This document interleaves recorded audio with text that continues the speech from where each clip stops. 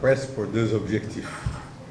Le premier objectif, c'est naturellement de vous informer, de répondre à toutes vos questions et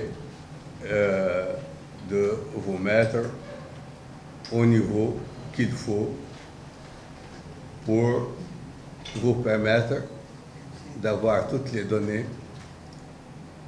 qui vous permettront de faire vos analyses, qui vous permettront de faire vos analyses, d'apprécier ce projet, cette décision du président de la République et naturellement d'assurer des relais avec l'opinion. Le second objectif, je n'ose pas vous demander naturellement de vous engager et de nous aider dans la réussite de ce projet, parce que chacun de vous aura librement ses positions, ses conclusions, ses analyses. Mais si nous arrivons à vous donner toutes les informations, nous pensons que cette information sera traitée de la manière la plus convenable possible. L'essentiel étant de se mettre au diapason, de se mettre en phase et naturellement d'être au même niveau d'information. Comme vous le savez, cette initiative, ce lancement du dialogue a été fait à l'occasion d'un tour organisé par son Excellence le Président de la République le 9 du mois de Ramadan, qui coïncide avec le 9 mars 2025. Le Président de la République a fait cette initiative de lui-même, sans contrainte, sans pression, sans répondre à une crise politique. C'est une décision politique, une décision, je dirais même stratégique, qu'il a prise, tenant compte d'une part de ses engagements durant sa campagne électorale et tenant compte aussi de la demande de la classe politique pour un dialogue et du besoin pour la société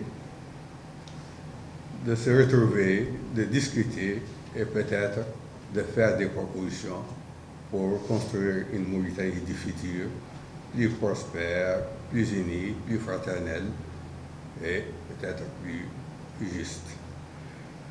Ce dialogue est un événement important et il peut donner des résultats déterminants pour le pays. Pourquoi? Pour plusieurs raisons. La première raison, c'est qu'on ne lui fixe pas des objectifs prédéfinis. C'est un dialogue libre, le président de la République a dit que c'est ouvert et que c'est à la classe politique elle-même de proposer les objectifs, de proposer des thèmes, de proposer les participants à ce dialogue. Et c'est extrêmement important parce que c'est la première fois que cela est fait. Deuxième point, c'est que c'est un dialogue qui n'est pas encadré par l'administration, par l'État directement. Il est confié à un coordinateur qui est indépendant, qui est en dehors du système étatique. Et ça aussi, c'est une garantie d'indépendance incontestable. Et le troisième point, c'est qu'il est fait de manière participative. On implique toutes les parties prenantes dans l'organisation, dans la préparation de ce dialogue. C'est ainsi que nous avons demandé aux partis politiques et aux personnalités qui s'étaient présentées dans la dernière élection présidentielle, on leur a envoyé un questionnaire portant premièrement sur les objectifs qu'ils attendent de ce dialogue, sur les attentes qu'ils ont sur ce dialogue, parce que tout le monde certains y demandent le dialogue, mais bon, sur quoi va-t-il déboucher? Sur quoi veut-on qu'il débouche? Ça, c'est la première question la plus importante. La seconde question est quels sont les thèmes qu'on doit discuter? On ne peut pas venir dans un dialogue sans ordre du jour et sans menu. Il faut que ce menu soit défini et défini de manière consensuelle pour que les débats puissent être organisés de façon sereine et de façon organisée. Le troisième point, c'est que le lancement du dialogue fait à l'occasion du retour n'a concerné dans un premier temps qu'un échantillon composé des 20 partis reconnus et de 5 anciens candidats aux dernières présidentielles.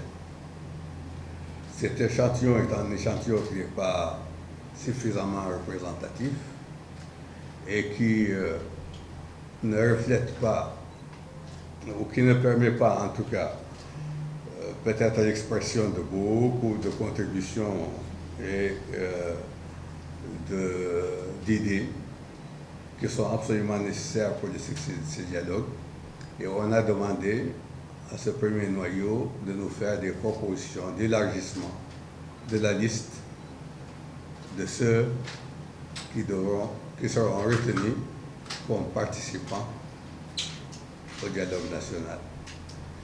Le quatrième point concerne la méthodologie à suivre pour l'organisation de ce dialogue, les étapes successives qu'il faut respecter pour l'organisation de ce dialogue. Et le cinquième point, qui est très important et qui est très attendu, et qui est l'une des garanties les plus importantes pour convaincre de l'utilité de ce dialogue, c'est quel est le mécanisme que nous devons mettre en place pour assurer le suivi de la mise en œuvre des conclusions du dialogue. Bon, j'ai rencontré pas tous les acteurs politiques, mais une bonne partie, et je vais continuer à rencontrer les autres. Je ferai le tour de l'ensemble des partis politiques. Je ferai le tour de l'ensemble des partis politiques et de l'ensemble des leaders d'opinion et de l'ensemble de tous ceux qui me semblent pouvoir avoir une valeur ajoutée dans ce dialogue. Et en tout cas, les premières rencontres que j'ai faites incitent à l'optimisme.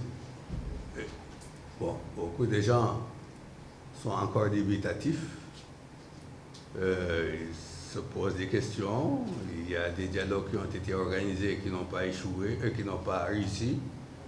Et il y a des dialogues qui ont été organisés et dont les résultats n'ont pas été pris en compte. Et naturellement, les gens s'interrogent, mais il n'y a pas un rejet. Il n'y a pas un rejet explicite de ces dialogues. Et comme je l'ai dit, on se donne le temps de convaincre tout le monde, d'amener tout le monde à ces dialogues. Et nous pensons que c'est une occasion historique qui peut se traduire par des changements importants pour le pays, pour les raisons que j'ai dites au tout début, parce que c'est un dialogue ouvert, un dialogue inclusif, un dialogue participatif et un dialogue fait de manière indépendante. En ce qui concerne les listes, ce que j'ai dit est très clair. Il dit qu'on démarre avec un échantillon composé de 20 partis qui sont reconnus et de 5 anciens candidats aux dernières présidentielles. Mais cette liste, qui constitue un premier échantillon, ne nous empêche pas de rencontrer d'autres acteurs politiques. Et cette liste aussi, on leur a demandé de nous proposer des listes additionnelles. Et quand les propositions viendront, on va en faire la synthèse et on va leur proposer, naturellement, on va leur ramener les propositions synthétisées et donc consolidées pour établir la liste définitive des gens qui vont participer à ce dialogue. Merci.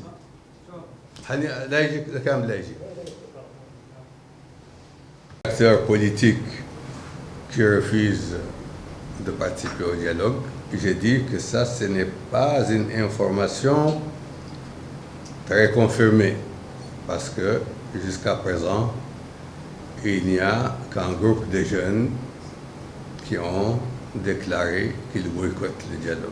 Et ce groupe de jeunes, j'en ai reçu un personnellement, et on est en contact avec d'autres, et naturellement, on discute avec eux pour qu'ils viennent au dialogue, parce que bon, boycotter, ça n'a pas de sens. Boycotter a priori, ça n'a pas de sens. Des choses se font sans qu'on y participe. Mais on peut y participer quand on voit que ce n'est pas très fiable, que ce n'est pas très sérieux, on peut se retirer. Mais boycotter sans proposer une solution de rechange, boycotter pour boycotter, moi personnellement, je ne trouve pas ça très sûr.